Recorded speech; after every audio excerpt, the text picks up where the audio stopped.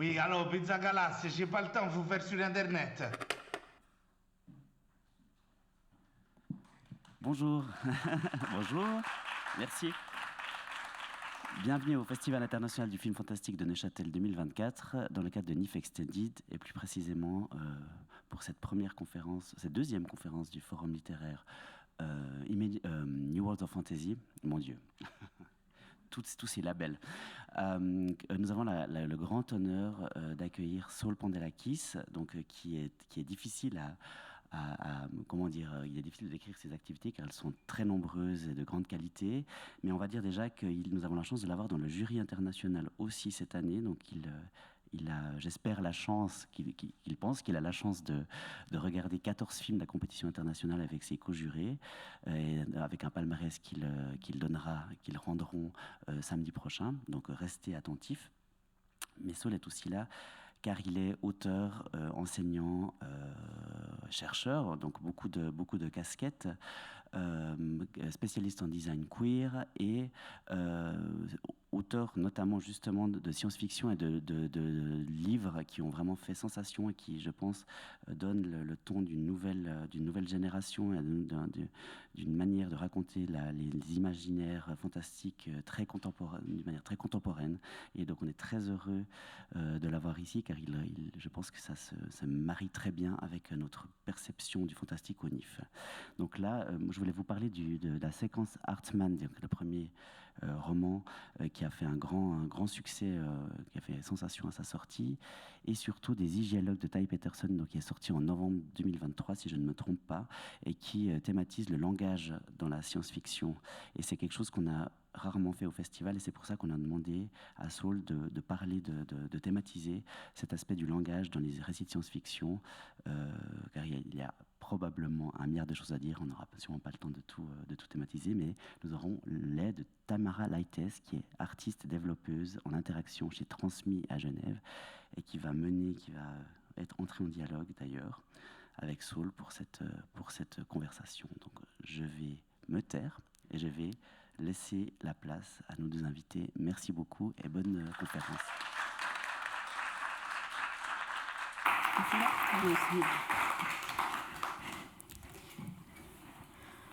Bonjour. Bonjour Sol.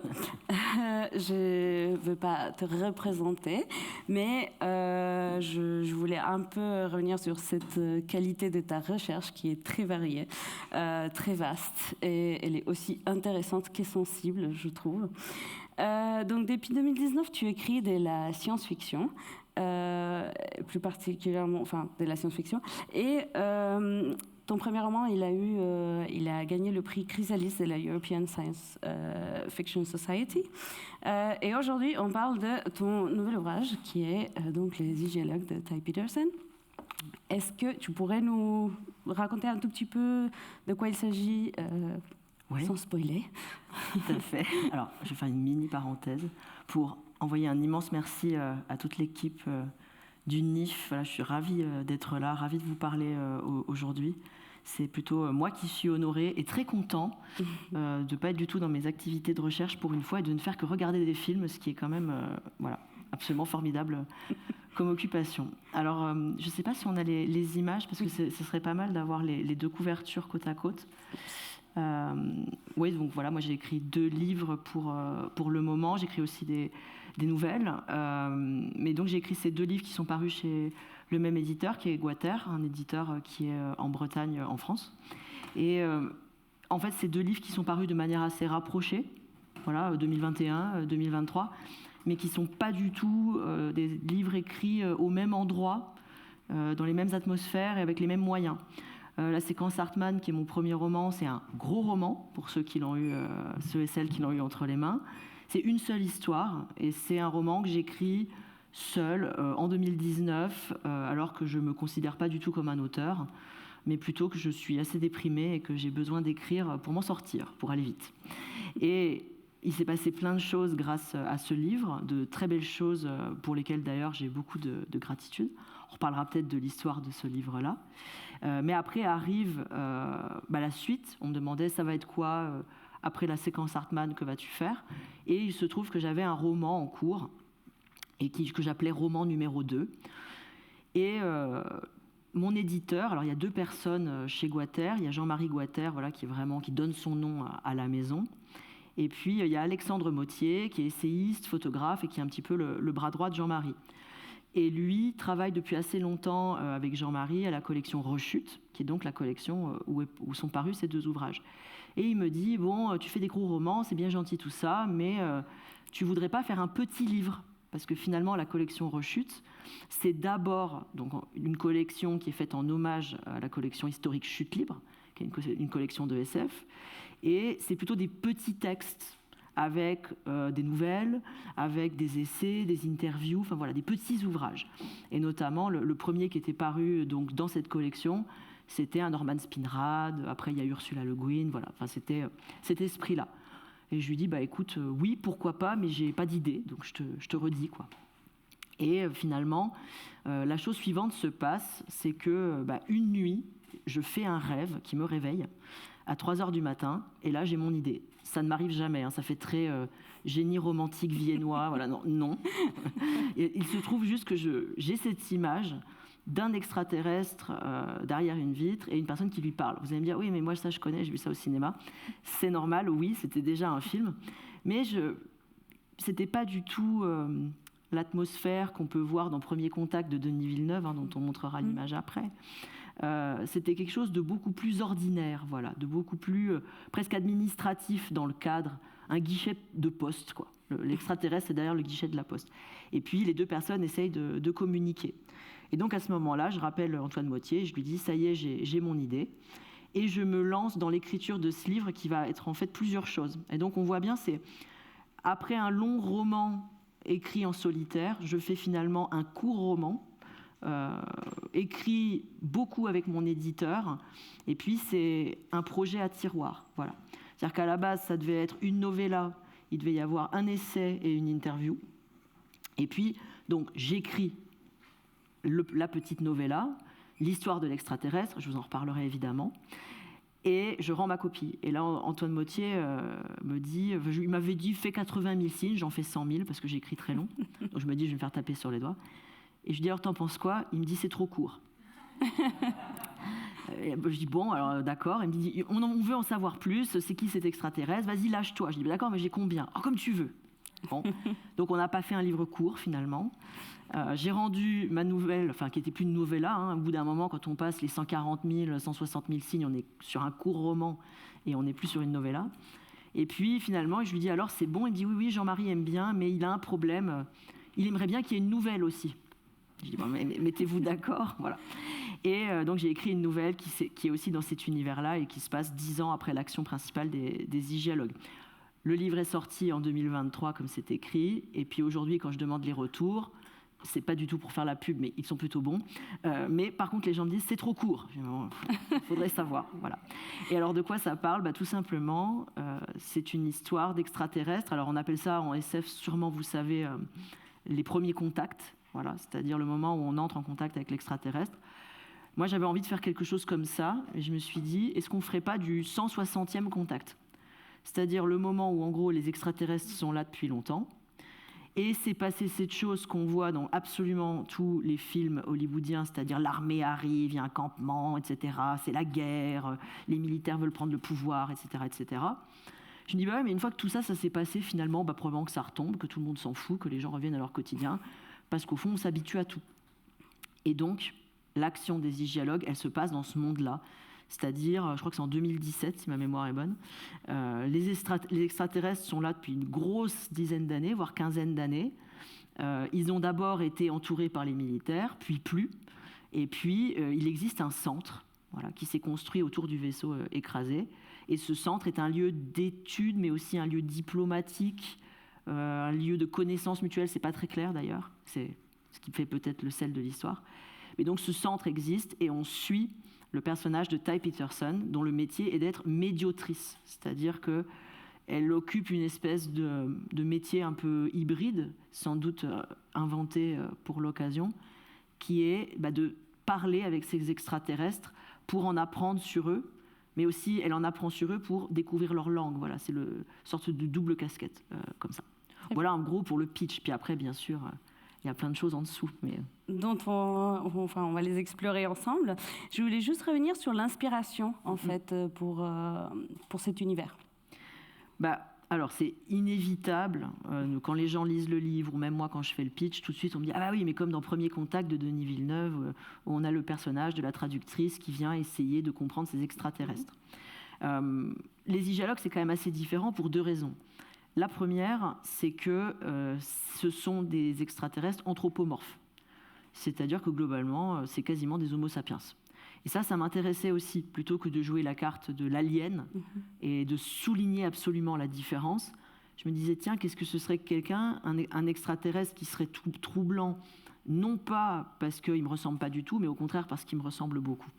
Et puis, en positionnant l'action 15 ans après l'arrivée des extraterrestres, on se dit que la langue est déjà un peu connue. Non seulement on connaît leur langue, mais ils connaissent la nôtre. Et du coup, on n'est pas dans ce qu'on voit dans Premier Contact, où effectivement on apprend des bribes, on établit le contact, voilà, comme le dit le titre du film d'ailleurs, on établit la ligne de communication.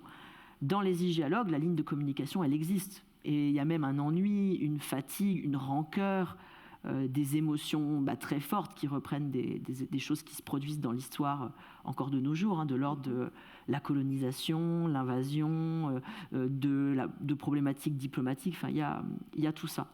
Donc ça a été en quelque sorte une source d'inspiration, mais quasiment sur un mode absurde, c'est-à-dire que cette histoire, je la prends et je la retourne. Voilà. Okay. Avec le petit détail rigolo que les extraterrestres arrivent, pour le coup là j'ai pas fait dans la dentelle, ils s'écrasent sur Central Park. Voilà. C'est-à-dire que vraiment, je me suis dit on va prendre le truc le plus série B qui soit, et on va essayer de tenir quelque chose de très sérieux avec ce prémisse un petit peu comique. Très bien. Merci. Donc justement, dans cet univers qui est ce livre, parce que justement, il y a donc le roman, l'histoire principale, une petite nouvelle qui suit, plus d'autres essais qui suivent, qui ne sont pas de la fiction et qui sont très intéressants parce qu'ils viennent se rajouter. Donc il y a une caractéristique, comme le disait Pierre-Yves, c'est qu'il y a tout un univers qui vient au soutien de cette histoire, notamment la création d'une langue, qui est donc un parti pris très intéressant, très développé, parce qu'il n'y a pas, comme on peut le voir, on a donc un système d'écriture, qu'on a une typographie donc écrit à la machine, on a une cursive, on a des verbes, du vocabulaire, de la grammaire. Comment est-ce que cette idée est arrivée de créer, de donner autant à ce qui va faire finalement le support de cette histoire? Je t'avouerai que quand j'ai écrit, je ne fais pas toujours ça, mais là, en l'occurrence, je commence par le début. Et d'ailleurs, tu peux revenir très brièvement à l'image d'avant. Je n'ai pas parlé de cette référence-là, qui est la série Counterpart, qui est là pas une histoire d'extraterrestre, mais une histoire de contact avec une altérité. Bon, en fait, c'est un monde parallèle. J'en dis pas plus, mais c'est une très belle série. Si vous avez l'occasion de la voir, faites-le. Et ça aussi, c'est une image qui m'avait beaucoup interpellée, c'est l'image de la cabine. Et quand Ty Peterson rend visite à son extraterrestre, qui s'appelle Akarna Sassari, ils sont face à face dans une cabine, comme ça. Lui, il est côté vaisseau, elle est côté monde terrien humain, et ils se parlent. Et quand, finalement, j'écris ma première scène, qui est pas leur premier igialogue, mais qui est le premier de l'histoire, tel qu'on la lit, je suis dans ce dispositif-là, c'est-à-dire un face-à-face. Et là, je me dis, qu'est-ce qui se passe maintenant? Ils vont se dire bonjour. Ah, tiens, mince, mais lui, il est extraterrestre, alors peut-être qu'elle va lui faire une politesse, elle va lui dire bonjour dans sa langue.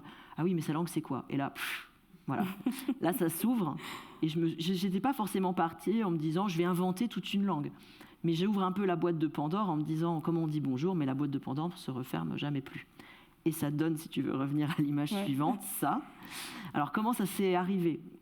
Déjà, il y a eu toute l'écriture des igialogues, c'est-à-dire que les igialogues, qui s'appellent comme ça parce qu'ils sont des dialogues qui se font par une vitre, exactement comme les igiaphones à la Poste à l'époque, et puis même à l'époque du Covid.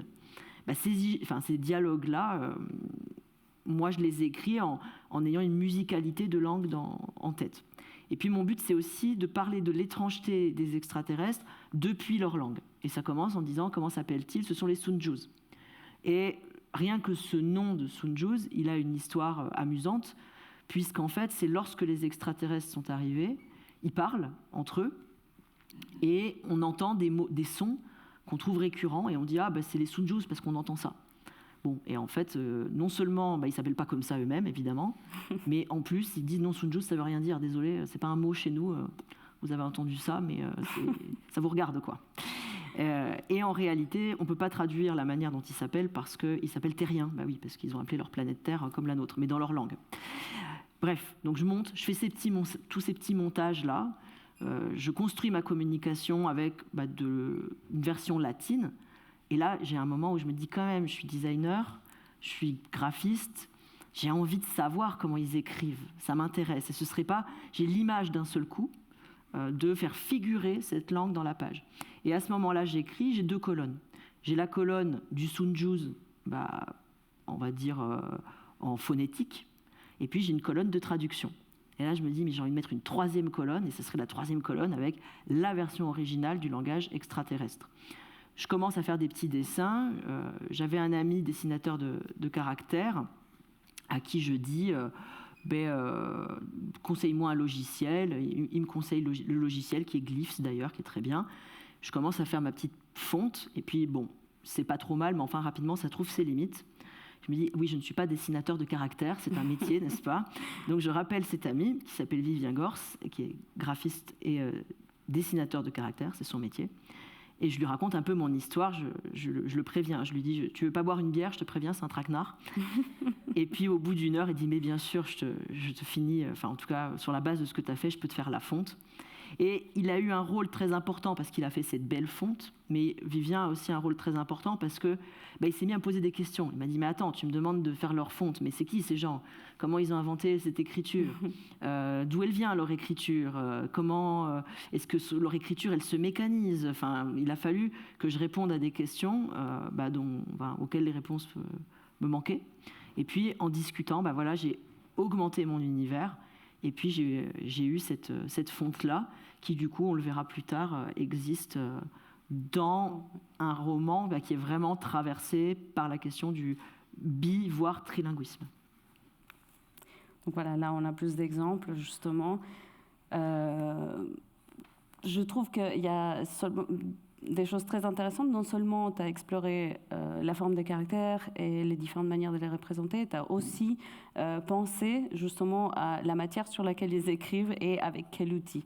Et je trouve que justement là, dans les traits qui sont faits, je ne sais pas si ils sont faits à l'encre ou dans la vraie vie, mais du coup je trouve que c'est intéressant de cette manière de penser vraiment à chaque partie qui compose une langue et d'une manière très visuelle aussi. Je trouve que cette cohabitation justement de différentes traductions dans la même page, elle nous ramène aussi à cet espace, à cet échange interespèces que je trouve est un sujet transversal avec la séquence Hartmann, justement, le sujet des l'hybridation, et aussi le choix de cette personne qui fait cette médiation ou qui est dans cette lisière comme personnage principal. Est-ce que... Alors oui, de toute façon, après, moi, je n'attaque pas l'écriture en me disant je vais parler de ça. Je pense que c'est une très mauvaise manière d'ailleurs d'écrire. Enfin, ou alors on croit qu'on parle d'un truc et puis en fait on parle d'autre chose. Enfin, me concernant au moins.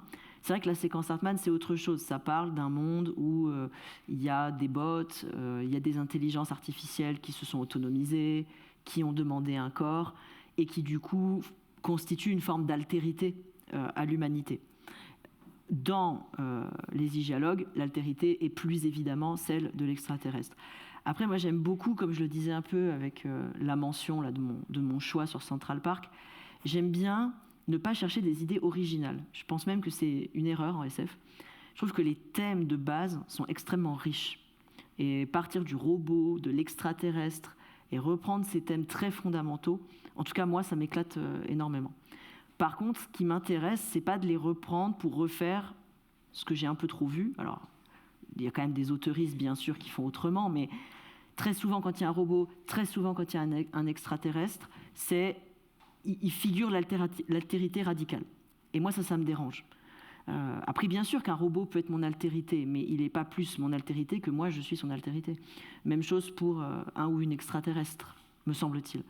Donc, à chaque fois, j'essaye, dans mes histoires, de visiter des formes d'altérité ou de choses qu'on conçoit comme autres, et puis de déplacer cette question de l'autre. C'est-à-dire que dès qu'une chose est soi-disant très différente de nous, j'ai envie de montrer en quoi elle est similaire. Et au contraire, quand on dit oui, mais ça, finalement, c'est comme nous, je dis, ah, ça, on va le visiter comme quelque chose qui relève d'une altérité. Et ça se matérialise dans des choix très précis. C'est-à-dire que, par exemple, quand j'écris les hygialogues, donc je vous ai expliqué, j'ai mon triple colonnage avec mes 3 langues, mais on en parlera plus tard. À ce moment-là, l'action, en fait, elle se passe à New York, comme je l'ai dit. Et puis, du coup, il y a des passages que j'écris en anglais. Évidemment, les gens se parlent en anglais aux États-Unis. Il se trouve que je parle anglais, donc je vais écrire les passages en anglais. Et je me dis, oui, mais du coup, pourquoi je les traduirais directement en français? C'est absurde. L'anglais n'est pas plus une langue étrangère que le Sunjuz. Donc, j'ai fait ce pari de mettre finalement sur le même niveau une langue qui n'existait pas et une langue qui existe, bien sûr, l'anglais. Et c'est des petites choses comme ça. De la même manière que dans la séquence Hartmann, j'ai pas voulu déjà qu'il y ait un seul robot, il y en a plusieurs, et j'ai pas voulu les montrer comme une entité unique. Voilà. Les robots sont pas d'accord entre eux, ils sont pas d'accord sur ce que ça veut dire d'être un robot, ils s'engueulent au sujet de ce que veut dire être un robot, il y a des robots qui sont plus proches des humains, enfin... Moi, c'est comme ça que j'aime explorer cette question-là. Et justement, il y a une question de l'acceptation de la différence de l'autre, sans pour autant prétendre que c'est facile, que ça n'implique pas d'effort de la part de chacun. Et je trouve ça très pertinent quand on veut être dans des démarches d'acceptation ou d'intégration, etc. Et justement, je pense que cette image, elle me ramène à cet effort que chacun doit faire pour la compréhension de l'autre. Est-ce que tu veux nous en parler? Oui, alors après, je pense que vous aurez tout de suite vu que ça a été bien sûr généré avec une intelligence artificielle, en l'occurrence Midjourney. Moi, j'utilise pas beaucoup l'intelligence artificielle dans l'écriture, à tort peut-être. Je crois que j'ai un côté j'ai un peu peur, voilà. Et puis j'aime bien aussi l'idée de faire tout seul, peut-être. Mais les générateurs d'images, moi, me fascinent particulièrement. Et quand Midjourney a commencé à être vraiment un petit peu intéressant, je pense que ça fait 1 an maintenant, tout de suite j'ai voulu expérimenter et j'ai fait plein de choses. Voilà, je me suis mis à faire beaucoup d'images et à essayer de comprendre. Non pas est-ce que oui ou non il faut se servir de l'intelligence artificielle, qui à mon sens n'est pas la bonne manière de poser le débat, mais plutôt de trouver des manières de m'en servir et de me dire tiens, comment je m'interface à ça et quelle relation j'établis à ça. Et une des relations qui s'est trouvée, c'est d'essayer d'imaginer avec l'intelligence artificielle les objets dont sont peuplés mes écrits. Ayant été formée en design, étant toujours enseignant en design, je suis super intéressée par la manière dont les personnages habitent les lieux, que ce soit un vaisseau spatial, que ce soit même une maison très ordinaire. Je ne peux pas écrire une scène si je ne sais pas, voilà, c'est quoi la forme du fauteuil, c'est quoi la forme de la table, c'est quoi la forme du verre. J'ai besoin de savoir tout ça, dans une certaine mesure. Et évidemment, avec le personnage d'Akarna Sassari dans les hygialogues, se pose la question de quels environnements d'objets ils ont. Voilà. Tai, elle vient à sa séance, elle a ses post-it, ses dossiers, ses documents. Bon, elle a même parfois un ordinateur. Enfin, elle a tout son matériel humain. Elle dit, du coup, qu'est-ce qu'il a comme objet? Et j'ai commencé à essayer d'imaginer un objet dont je ne sais pas vraiment moi-même comment il fonctionne, mais je suis du côté de Tai qui ne comprend pas ce qu'il fait. Voilà. Et j'ai essayé, en hybridant des objets, et puis à force de prompt, vous savez, en écrivant des indications qu'on donne à la machine, essayer de raffiner ce que serait l'esthétique aussi de ce peuple. C'est-à-dire à quoi ressemble leur environnement d'objets. C'était pour moi quasiment un sous-tiroir finalement dans la question du langage. Et ça rejoint aussi la question de la typographie. C'est-à-dire, je ne peux pas imaginer le son que fait leur langue si j'imagine pas aussi ce que cette langue raconte. Et là, de la même manière, je ne peux pas imaginer leur look, entre guillemets, ou leurs esthétiques, si je ne me projette pas dans quelque chose d'aussi ordinaire que comment prennent-ils des notes. Voilà. Donc, ils prennent des notes là-dessus. Débrouillez-vous avec ça. Voilà. mais je pense que c'est vraiment très... je vais rentrer un peu dans un sujet social, mais je pense que c'est très intéressant de voir justement comment ces personnages principaux des livres, ils doivent quand même faire l'exercice de l'effort d'intégrer des concepts des personnes, etc. Et je trouve politiquement ça très fort, très, très important aussi de le représenter, pas comme quelque chose qui vient naturellement ou comme des personnes, des êtres qui viendraient juste s'intégrer naturellement comme par hasard ou comme par magie. Donc je trouve ça très intéressant qu'il ait pensé à vraiment tous ces outils qui vont avec cette démarche-là. Maintenant, si on revient à la question de design de la traduction, il y a cette cohabitation des langues dans les pages, à travers les pages de ton livre. Et il y a un espèce de miroir entre ces langues, donc du fait que c'est une traduction, mais il y a aussi, à travers cette vitre, des moments où c'est un miroir, des réactions, action-réaction. Je ne veux pas spoiler, mais tu sais sûrement de quel moment je parle. Est-ce que tu pourrais peut-être nous en dire plus? Est-ce qu'il y a un lien entre cette mise en page qui a été voulue pour les traductions et cet effet miroir un peu de... J'aime bien, et ça c'est un truc qui est très transversal dans tout ce que je fais.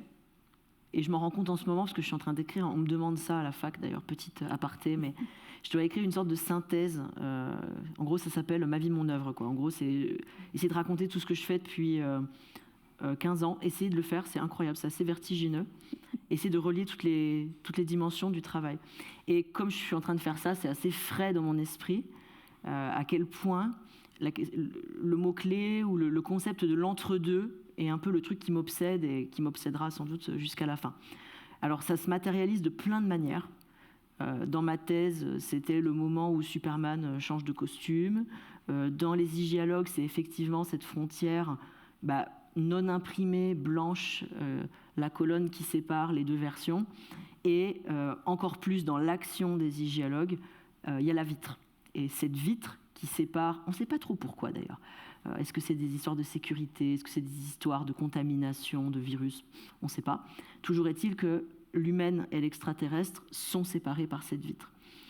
Tout comme dans la séquence Hartmann, il y a aussi cet espace de séparation entre Asha et Rose, mais sauf que là, la séparation est beaucoup plus large. Mais j'aime bien l'idée de réduire l'écart. Voilà, ça, c'est un truc qui me fascine. Alors après, allô, Dr Freud, sans doute, mais il y a l'idée de ce qui nous sépare de l'autre, et pas seulement l'autre comme altérité, mais l'autre en tant qu'il n'est pas moi, et peut-être que j'espère quelque chose de cette personne, et de voir comment on s'interface. Je ne sais pas mieux le dire. C'est-à-dire comment on se heurte à ce qu'on n'arrive pas à absorber de l'autre, mais aussi on se heurte à ce qu'on est en train de faire à l'autre. Et c'est le drame, entre guillemets, sans doute déjà de l'humanité, mais en tout cas de Tai et Akana Sasari, dans le sens où ils ont beau mettre toute la meilleure volonté du monde, et ils ont beau être dans une volonté d'échange et de partage, ils se heurtent au fait que le dispositif architectural qu'ils habitent est profondément violent, et il crée de la violence. Et que d'une certaine manière, ils sont condamnés à être violents l'un avec l'autre. Alors, ils ne sont pas que violents, heureusement, sinon c'est une histoire de destruction mutuelle, mais ils sont victimes de ce dispositif-là. Et moi, ce qui m'intéresse, c'est de me dire comment, à un moment donné, ce qui les sépare et fabrique cette violence peut être utilisé, détourné, ou ne plus empêcher une forme de contact qui serait presque métaphysique, en fait. C'est-à-dire le moment où vraiment, ça a dû vous arriver dans votre vie, j'en suis sûre, ce truc de « je vois l'autre, il me voit », quoi, qui peut être assez intense, mais qui est rare, à mon avis, qui n'arrive pas très souvent. Donc voilà, c'est ça qui m'intéresse. Et puis, il se trouve que dans les Igialogues, c'est amené comme ça. Mais dans la nouvelle qui fait suite, on explore la chose de manière très différente. On est beaucoup plus tard dans l'action, alors j'en révèle pas trop, mais du coup on n'est plus sur des questions de comment on fait avec ces extraterrestres enfermés, ils ne le sont plus, je ne dis que ça. Mais ils vivent parmi nous. Et puis donc là, voilà, j'ai plutôt raconté une histoire assez ordinaire, en fait. Je pense que certains diraient un peu bourgeoise, mais une histoire d'amour finissante entre deux hommes. Enfin, finissante d'ailleurs, pas sûre. En tout cas... Stagnante. Voilà, ce moment où le couple, c'est-à-dire ça tourne, mais ça patine un peu. Et puis, en même temps qu'il se passe ça, il y a la question de comment l'art nous permet d'échapper à la routine. Mais là-dedans, il y a la question au fait, comment ces extraterrestres font de l'art et comment on se relie aux autres par l'art. Et ça, je pense que c'est aussi une réponse à ce qui manquait dans la séquence Hartmann. Parce que, alors là, on voit par exemple les poèmes qu'écrivent les extraterrestres. C'est une forme poétique chez eux spécifique. Et le personnage de Di André, qui est un personnage secondaire des Hygialogues, est fasciné par ça. Lui, il est musicien, il joue du banjo, très bien, et plutôt même professionnel. Mais d'un seul coup, il se dit « Non, moi je vais être poète dans la vie ». Et c'était aussi une manière de parler de... quand on est artiste, on est toujours frustré, au fond. Et de ce moment où, un incroyable musicien qui maîtrise très bien son instrument se retrouve absolument nul et démuni face à une forme qu'il ne peut pas comprendre. Et en même temps, cet échec à reproduire la forme est tout ce qui fait le sel, je pense, de l'effort. Mais bon, ça, voilà. Mais ce qu'il faut aussi voir sur cette histoire-là, c'est que je me déplace comme ça de thème en thème, de période en période aussi, parce que les extraterrestres arrivent en 2002, la première histoire est en 2017, la deuxième histoire est en 2027, il y aura d'autres histoires qui vont venir. Bon, il y a un monde qui s'est ouvert et j'ai un tout petit peu parlé de la collaboration avec Vivien, il y en a eu d'autres, mais j'aime beaucoup l'idée d'ouvrir et d'augmenter cet univers avec des collaborations dès que moi, mes compétences s'arrêtent. Bon, là, je sais à peu près faire un truc avec un crayon, donc c'est moi qui ai inventé leur art visuel, mais si un jour ces extraterrestres font de la musique ou autre chose, il faudra que je cherche des comparses, sinon ça ne marchera pas. Voilà, justement, tu as parlé un tout petit peu de l'avenir, de qu'est-ce qui pourrait venir. Je vais revenir à cette question après que je te poserai la suivante question. Donc, pour donner un contexte, aujourd'hui dans la littérature, on a plus de 60% de personnages principaux des livres qui sont des hommes cis hétérosexuels.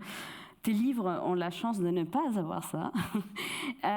Et étant un chercheur, étant quelqu'un qui est dans une institution qui œuvre pour changer l'avenir des choses, mais aussi étant un auteur qui vit des droits d'auteur, je pense aux questions de la diversité dans les données d'entraînement des intelligences artificielles. Justement, notre livre, elle était sur l'intelligence artificielle. Pour que ces intelligences artificielles puissent être dans un équilibre, on va dire, qui contemple la diversité qu'il y a dans le monde, il faut qu'il y ait des données qui contiennent ça. Donc, avec ces statistiques des livres de plus de 60% de personnages qui sont des hommes cis hétérosexuels, évidemment, moi, en lisant ça, je me dis, mais il faut absolument que ça soit dans un dataset pour entraîner les intelligences artificielles. Mais je comprends ce que c'est de vivre de ces droits d'auteur. Donc, est-ce que, de nouveau, en tant que chercheur, est-ce que tu as pensé déjà à quelque chose qui pourrait être un peu un pont ou un hybride entre ne pas vivre de ses droits ou donner quand même... Alors déjà, ça va être très simple. Moi, je ne vis pas de mes droits d'auteur. Donc déjà, ça résout la question. Non, mais en plus, j'en parle très librement. C'est-à-dire que ça me rapporte un peu d'argent. Ça ne m'en rapporte absolument pas assez pour vivre. Depuis que je suis dans le milieu de la science-fiction, je commence à avoir rencontré un certain nombre d'auteuristes. Je connais certaines autoristes qui vivent de leur écriture, mais ils sont très rares. Et ce sont en général aussi des gens qui ont fait des choix. C'est-à-dire qu'ils ne vivent pas... dans une villa à Miami, tu vois ce que je veux dire, ça va avec, c'est pas, voilà, bon. Donc, quand on me parle, par exemple, de prendre, je sais pas, des choses que j'aurais faites et de les donner à une intelligence artificielle, j'ai pas la sensation d'une perte de revenus, tu vois, en tout cas, c'est pas ça que j'ai immédiatement à l'esprit. Par contre, je tiens à mon droit d'auteur comme droit moral. Bien sûr. Voilà, c'est-à-dire, effectivement, ce que j'ai écrit est de moi, est à moi. Ça pose une question qui est beaucoup plus grande que la littérature, c'est la mise au chômage probablement colossale de plein de gens qui nous attend avec les intelligences artificielles, mais qui, au demeurant, s'est toujours produite avec une grande quantité de machines ou processus de mécanisation qu'on a pu intégrer à la vie ordinaire et à l'industrie. Donc bon, moi je suis plutôt pour expérimenter et faire avec. Voilà. Une personne avec qui je collabore, qui d'ailleurs est pas loin d'ici, est Anthony Mazur, donc qui est directeur de la recherche à la Aide à Genève. Et dans nos collaborations, où lui, dans sa recherche propre, défend beaucoup cette idée, voilà, de faire avec et de ne pas forcément se mettre dans des débats du type risque et opportunité ou pour et contre, voilà, mais plutôt de se penser politiquement et de manière plus complexe. Voilà. Et moi, j'aimerais beaucoup faire avec. Voilà, si on me dit, je ne sais pas, demain, tiens, voilà un atelier d'écriture avec ChatGPT, aucun problème. Après, je pense qu'il doit exister aussi des moyens de protéger la création, quoi qu'il en soit. Ça touche à plein de choses. En fait, la question, elle est énorme. Elle mérite quasiment une table ronde en soi. Mais ça pose aussi la question, et c'est bizarre de la poser en Suisse, parce qu'il se trouve que vous le faites, mais de l'argent qu'on donne aux artistes. Voilà. En tout cas, en France, c'est un très gros sujet. Et voilà, effectivement, si l'idée, c'est de recourir à des intelligences artificielles pour ne pas payer des artistes, il y a un problème. Si c'est de se dire les intelligences artificielles vont être biaisées et on va justement mettre au point des ateliers, des workshops pour essayer de penser des manières de faire avec ces intelligences et de regarder nos biais. Il n'y a rien de mieux que ça. Vous voulez savoir quel est le cliché sur telle ou telle figure, tel ou tel concept, vous mettez un prompt dans Midjourney, vous allez vous le prendre, le cliché. Oui. Donc, un certain cliché d'ailleurs, pas tous. Mais moi, je pense qu'il y a des choses qui sont possibles. Voilà, je pense que c'est toujours possible dans la relation. À partir du moment où on dit non, il faut l'interdire, ça doit partir, là, je trouve qu'on rate quelque chose. Et puis, en plus, à mon avis, c'est pas réaliste. Voilà, donc c'est la petite réponse que je peux donner. Mais bien sûr, elle mériterait d'être développée. Mais en tout cas, même si ce n'est pas utilisé pour entraîner des IA, c'est un apport qui est hyper important. Oui, et pardon, il y avait parce que ta question avait plein de ramifications, donc je me rappelle du début de la question. Oui, sur la question de la représentation des personnages, c'est très important. Après, moi, je me méfie aussi énormément de la tokenisation, de l'instrumentalisation, c'est-à-dire, alors je vais le dire très vulgairement avec des guillemets, le gay ou le noir de service. Voilà, bon, c'est important, effectivement, qu'on voit des personnages qu'on ne voit jamais dans les histoires. Après, il faut se dire, pourquoi sont-ils là, en fait? Voilà. Et ça, je pense que c'est important de se demander, à un moment donné, voilà, pourquoi je fais ça, mais peut-être aussi d'oser, pas forcément écrire des copies de soi-même. Enfin, sinon, la littérature, c'est quand même très, très ennuyeux. Oui. Très bien. Et donc, après cette question, quel potentiel de développement après les hygiéologues, quelles envies est-ce que tu as, en fait? Alors déjà, moi, j'ai été très surpris de voir que je ne voulais pas que les hygiéologues s'arrêtent là. Parce que c'est quand même aujourd'hui une novella, une nouvelle, après, c'est une langue documentée dans un site web, parce que ça, on n'en a pas parlé, mais on l'a montré tout à l'heure quand même un petit peu. Il y a un site web qui a été fait pour documenter la langue, qui est disponible, soundous.fr, voilà, où on peut avoir toutes les listes de vocabulaire, il y a des leçons, il y a les alphabets, il y a la prononciation des lettres. Je ne sais pas si tu peux revenir peut-être sur ces écrans-là. Ouais, voilà. Donc là, par exemple, on peut aller cliquer sur les lettres, entendre ma douce voix qui vous lit les lettres pour savoir comment ça se prononce. Alors, c'est vrai que moi, j'ai vraiment pris ça comme un jeu. Et puis, Alexandre Le Texier, qui a codé le site, lui, s'est pris au jeu et est très fan aussi de ce qu'on appelle les xénolangues. Donc, il a beaucoup aimé travailler sur ce point-là. Maintenant, c'est vrai que je trouve ça un peu bête de faire une langue et puis de se dire on arrête là. Voilà, donc effectivement, j'ai une frustration. Et puis le fait d'avoir ces feedbacks de gens qui me disent « Oh, mais on a envie d'en savoir plus, et ce personnage, que devient-il ?» Et puis du coup, attends, mais les extraterrestres arrivent en 2002, toi t'es en 2017, mais pendant 15 ans, il s'est passé quoi? Il faut que tu le racontes. Je fais « Ok ». Donc je commence à avoir des idées et j'ai très envie de refaire des novellas et des nouvelles, mais qui seraient à chaque fois des prétextes pour augmenter l'univers. Donc autrement dit, ça ne s'arrêtera jamais, puisqu'à chaque fois, ça sera plus grand. Mais du coup, le concept, là, d'ailleurs, petite annonce, s'il y a des géographes parmi vous, j'aimerais beaucoup développer la géographie et le territoire de leur planète, mais avec des visions 3D, des choses comme ça, de la carte de territoire. Et puis, je vais aussi augmenter tout simplement le corpus, les mots, le lexique, voilà. Donc ça, c'est un projet. Après, j'ai plein d'autres projets. Alors, je parle vraiment là que de la fiction, précisément.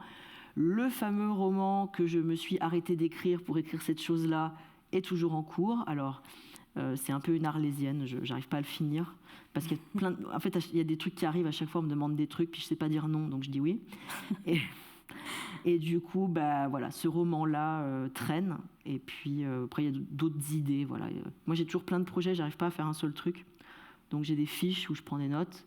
Et donc, là, il y a 2 nouvelles, 3-4 romans. Et puis, bah, on verra lequel finira en premier, sur lequel je vais arriver à me mettre vraiment. Mais en tout cas, ce qui est certain, c'est qu'avec les dialogues, je me suis autorisée à faire quelque chose entre fiction et design que je vais continuer de faire. J'ai très envie de continuer aussi à écrire mes univers, mais à aller chercher des collaborations avec d'autres gens et de voir un petit peu, bah, je sais pas, des designers, des cartographes, des psys même, je sais pas qui, enfin, tout corps de métier, et de voir comment on peut travailler ensemble de cette manière-là.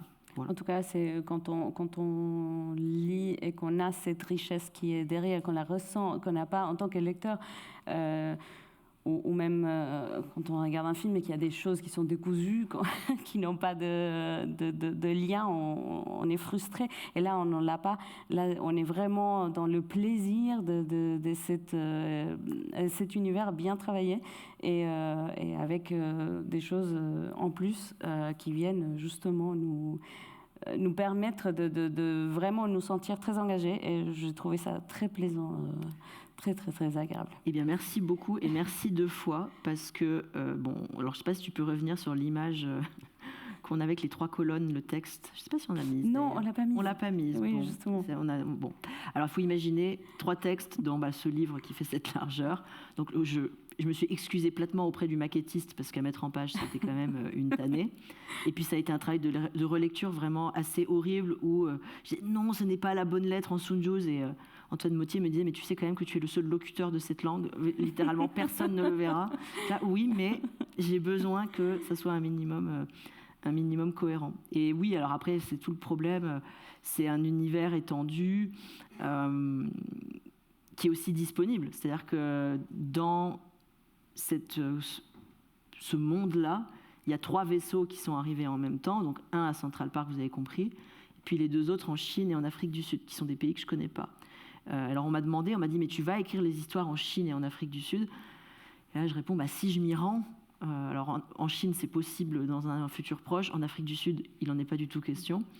Donc j'ai pas du tout envie d'écrire ces histoires. Enfin voilà, il y a un moment donné quand même, il faut savoir de quoi on parle.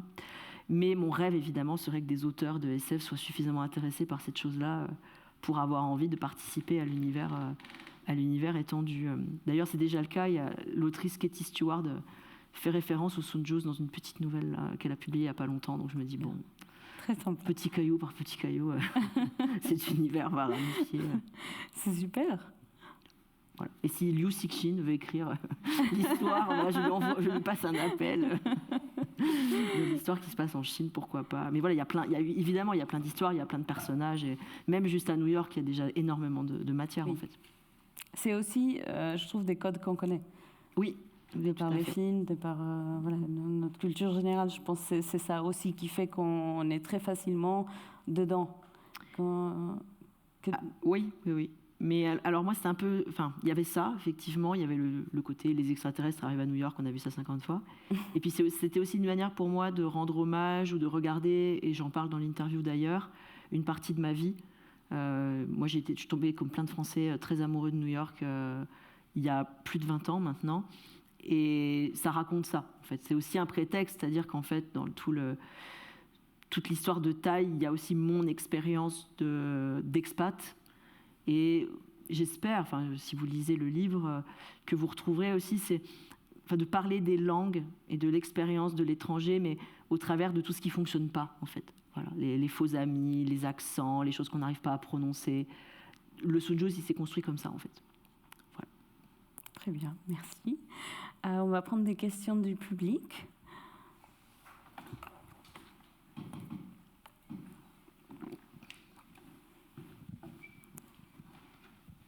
Tout d'abord, merci infiniment de nous avoir permis de partager votre univers, que je ne connaissais pas, donc je découvre. Ça m'a fait penser aussi à Tolkien, forcément.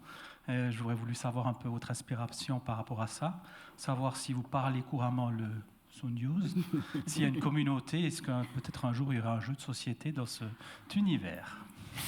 Alors, déjà, premièrement, je suis bien sûr lecteur de Tolkien, même si je l'ai lu à l'adolescence et je ne l'ai pas relu par la suite. J'ai fait un truc un peu contre-intuitif pour le Sounduse, parce que, étant chercheur, quasiment systématiquement, quand je commence quelque chose, un projet, n'importe quoi, je cherche. Voilà. Je vais chercher de la doc, où que ce soit, sur Internet, en bibliothèque, enfin vraiment à la BU, voilà, enfin je cherche. Mais là, j'avais pas envie de faire les choses comme ça, parce que j'aurais pu, il y a des livres incroyables d'ailleurs, Alexandre Le Texier me les a montrés, des trucs, des codex avec les xénolangues, ou même les langues du monde.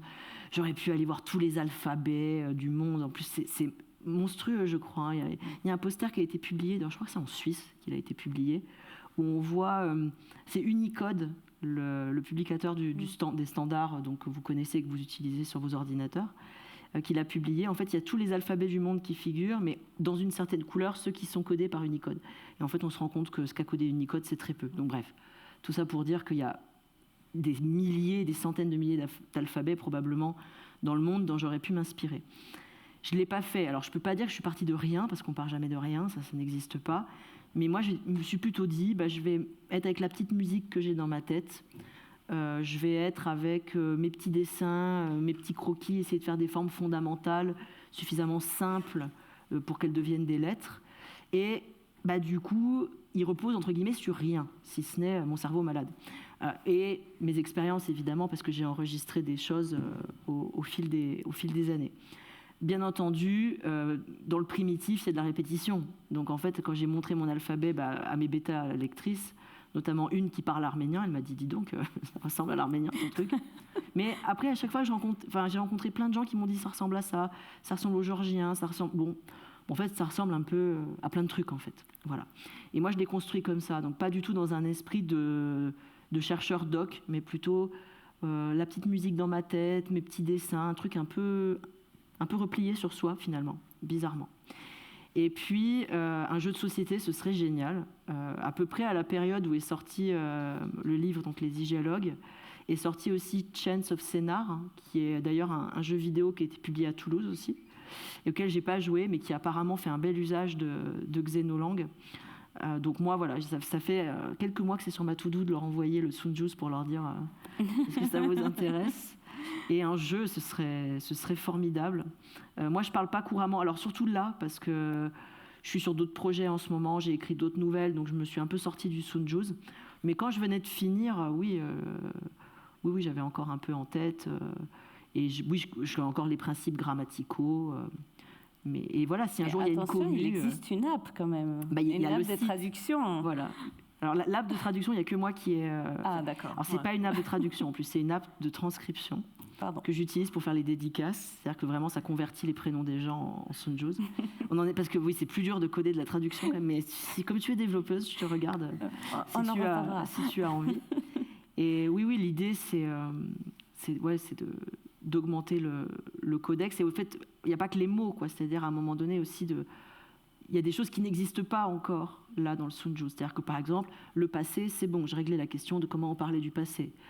J'ai réglé la question de comment on parlait de ses émotions, de comment on conjuguait, ou le mot personne. Voilà, c'est quoi leur concept de personne. Ça, j'ai expliqué à peu près ce que je crois en savoir. Et après, il y a des tas de choses dont je n'ai pas parlé. Donc, c'est Alexandre Le Texier, justement, qui m'a dit...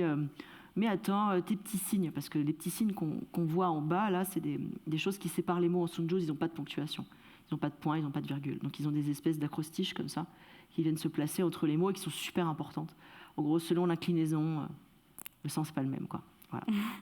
Et donc j'ai codé ça, vous pouvez télécharger la fonte, donc si vous téléchargez la fonte, vous verrez que l'équivalent du point d'interrogation est codé sur le 0, il y a quelque chose comme ça. Et là, il me dit, mais ils n'ont pas de 0, tes extraterrestres.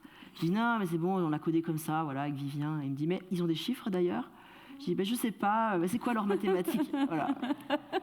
Donc je ne suis pas mathématicien, mais du coup, effectivement, c'est hyper basique. Et ça, je crois que, quelle que soit la suite, il faudra que je le fasse. parce que je ne vais pas pouvoir faire... Mais il y a une esquisse quand même, un début. Oui, dans le livre. bah, on sait qu'ils comptent, on sait qu'ils comptent en base 10. Voilà, on a ça. Et bah, ils ont 10 doigts en même temps, donc voilà. Mais c'est tout ce qu'on sait. Donc, ouais, et ça, je crois que je ne pourrais pas échapper. Les maths, ça va être incontournable. Ça va être, oui, je pense. Il y a plein de disciplines qui ne s'ouvriront pas si on n'a pas les maths. Donc voilà, si vous voulez faire un jeu de société sur les maths Sun-Ju's, je vous en prie. Moi, je suis ouvert aux collaborations. Est-ce qu'il y a d'autres questions? Bonjour, merci. Moi, j'avais une question par rapport à l'illustration des 2 livres, si vous pouviez nous en parler. Tout à fait. Alors, c'est vrai, alors, c'est intéressant en plus d'avoir les 2 couvertures, parce qu'on voit qu'elles n'ont pas du tout été faites dans le même esprit. La séquence Hartmann, alors moi, je n'ai pas choisi l'illustratrice qui a fait la couverture de la séquence Hartmann, et c'est tant mieux, parce que c'est Claire Malary, et je suis très content du travail qu'elle a fait, qui en plus va être décliné, parce qu'elle a fait une seconde couverture spéciale pour la réédition à la rentrée de la séquence, donc on est très content. Mais pour les Hygialogues, Jean-Marie Guater, des éditions du même nom, m'a un peu donné carte blanche. Et il se trouve que quand je suis partie en 2003 pour la première fois aux États-Unis, je suis partie avec une personne qui s'appelle Amélie Mancini, qui était une amie d'études, très très bonne amie, et on a découvert ensemble New York. Il se trouve qu'elle n'en est jamais vraiment partie. Voilà, elle a fait sa vie là-bas. Et donc, dans les Hygialogues, il y a vraiment toute cette relation à New York. Voilà. Tai qui habite depuis longtemps à New York, donc elle est chez elle, mais en même temps pas vraiment chez elle. Donc ça parle, moi, d'une chose que j'aurais aimé faire à un moment donné, mais que j'ai finalement pas vraiment faite. Je suis un expat incomplet, si vous voulez. Alors du coup, qui de mieux que Amélie pour faire cette couverture, elle qui vit à New York, qui a partagé ses expériences d'expatriation et qui est peintre et dont la sensibilité, le langage graphique, moi, me parle énormément, et en plus est un petit peu en rupture avec ce qui se fait. Alors, ce n'est pas la première fois, évidemment, il y a quand même plein de tentatives qui ont été faites par de multiples éditeurs, mais c'est vrai que quand on pense à la SF, spontanément, il y a peut-être davantage un certain registre illustratif qui vient en tête, des vaisseaux spatiaux, de l'aérographe, ce qui est très chouette, hein, d'ailleurs. Oui, moi, j'adore, je trouve ça très joli. Pour la séquence. Voilà, la couverture poche de la séquence est plutôt faite dans cet esprit de fête, donc j'aime bien ça. Mais c'est vrai que là, je me suis dit, c'est intéressant de se dire qu'avec des couvertures différentes, on peut aussi aller vers d'autres publics.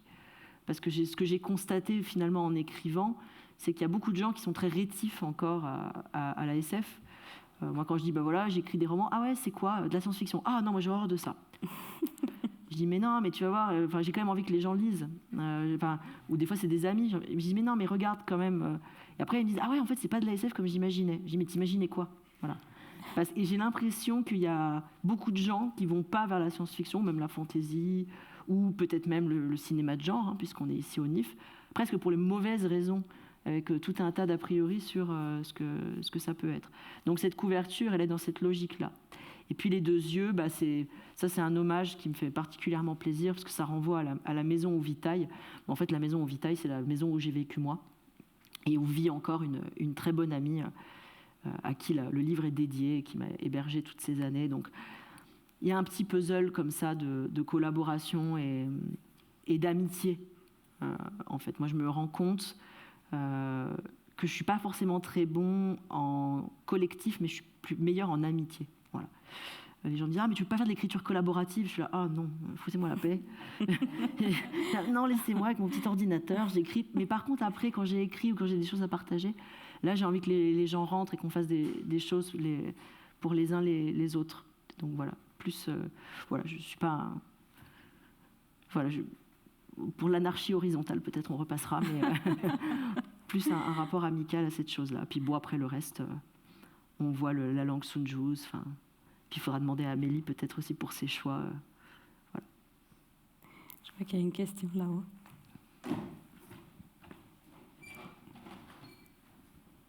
Merci. Je voulais rebondir sur ces questions en fait, de collaboration. Vous en avez parlé plusieurs fois. Avec des musiciens, développer l'univers, le jeu de société éventuellement. Enfin, voilà cette ouverture en fait de.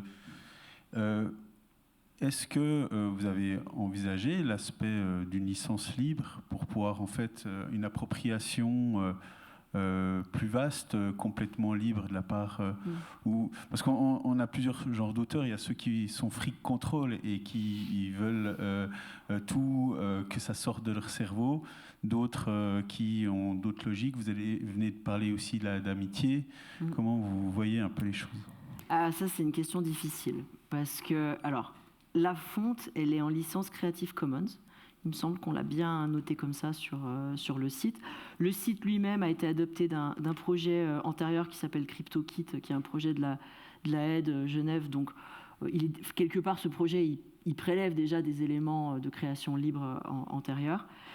J'avoue que pour l'heure, alors c'est peut-être le côté, le cordon ombilical n'a pas été complètement coupé. C'est pas forcément que j'ai envie d'être le propriétaire et le chef, mais j'aimerais que cet univers reste cohérent. Mais je crois que de toute façon, ça me ferait tellement plaisir que des gens fassent des choses avec ça. Je crois que je ne serais pas forcément regardant.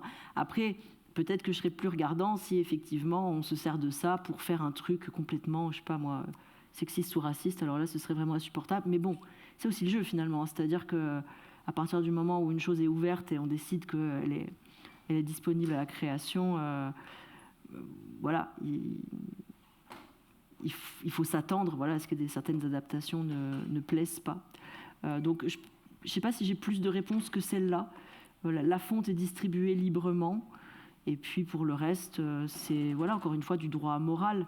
Mais moi, je suis plutôt, personnellement, dans une bonne intelligence. C'est-à-dire que si quelqu'un m'écrit en me disant « moi, j'ai envie de faire ça sur le Sunjuz », j'aurais plutôt tendance à dire oui. Ma disposition, elle est de l'ordre de oui, d'accord. Mais c'est vrai que si c'était augmenter la langue, il faudrait que ça soit en cohérence avec ce qui existe déjà. C'est presque la seule contrainte. Et on se rend compte, et je m'en suis rendu compte moi-même en élaborant tout ça, c'est que finalement, rapidement, il y a beaucoup de contraintes, il y a beaucoup de paramètres, et plus on invente, plus c'est dur d'inventer, quoi, finalement. Surtout que la langue, elle ne vient pas, c'est pas une traduction directe, c'est pas mot par mot, lettre par lettre, c'est vraiment conceptuellement, tu as créé un univers qui est très complexe, très complet. Oui, c'est sûr que c'est pas... Alors, j'ai pas joué la carte de l'altérité absolue, mais c'est comme dans n'importe quel contact linguistique, nos personnages, ils se rendent compte qu'il y a des mots qui n'existent pas en Sunjuz.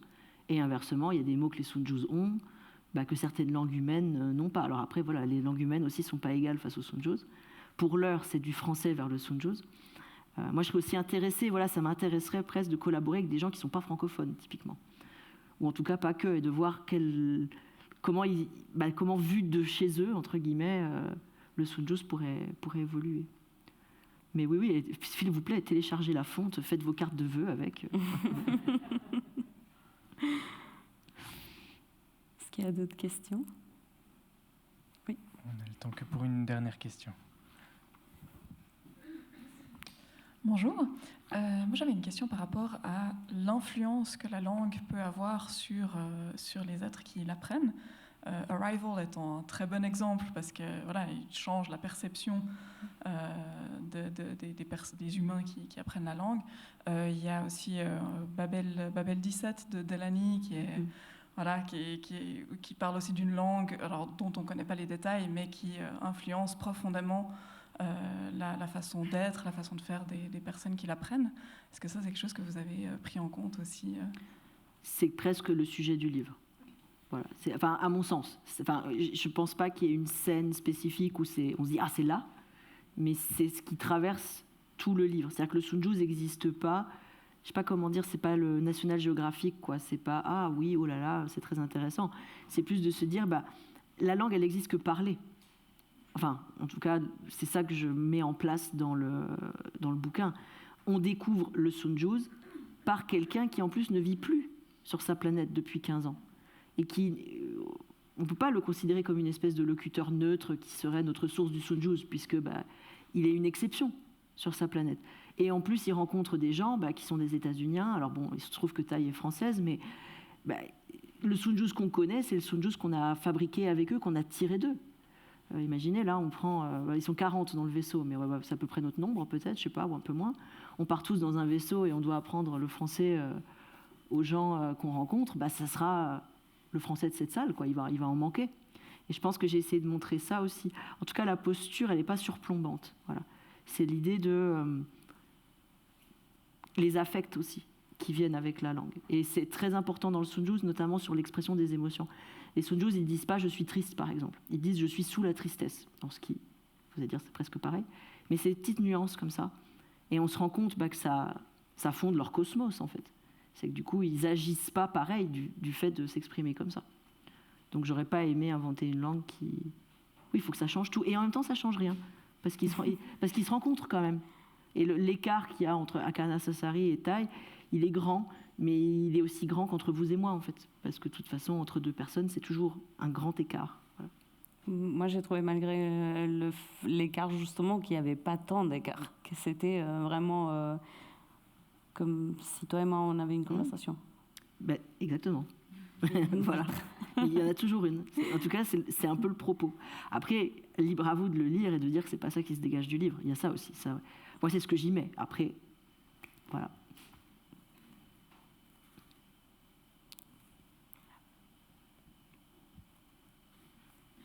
Là, on est à zéro, je sais pas. Oui, c'est ça, il y a ce chronomètre, on n'ose pas. On essaye de s'y tenir. Alors, merci beaucoup. On peut faire un...